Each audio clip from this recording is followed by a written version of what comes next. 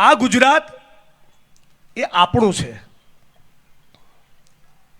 કેવા માણસો સત્તાના સ્થાન ઉપર બેઠા છે કે જેમના શાસનમાં સ્ત્રીઓને નગ્ન કરીને મણિપુરમાં ફેરવે છે અને આ ચોરના દીકરાઓના પેટનું પાણી નથી હલતું.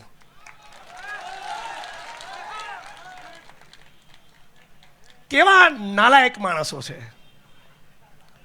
એટલા છેલ્લી ક્વોલિટીના કે ગુજરાતની એક દીકરી સામૂહિક બળાત્કારનો ભોગ બનેલી દીકરી, એ દીકરીના બળાત્કારીઓને જેલમાંથી છોડી અબિલ ગુલાલ ઉડાડી એનું સ્વાગત સન્માન કર્યું આ રામના નકલી ભક્તોએ.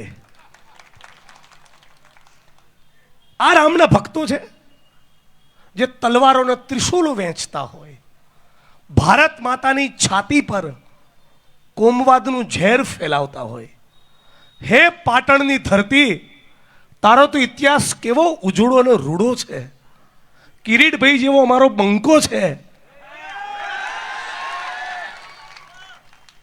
આ પાટણની ધરતીને અપીલ કરવા આવ્યો છું કે ધર્મના નામે ધતિંગ કરનારા આ ચોરોને ઓળખી લો.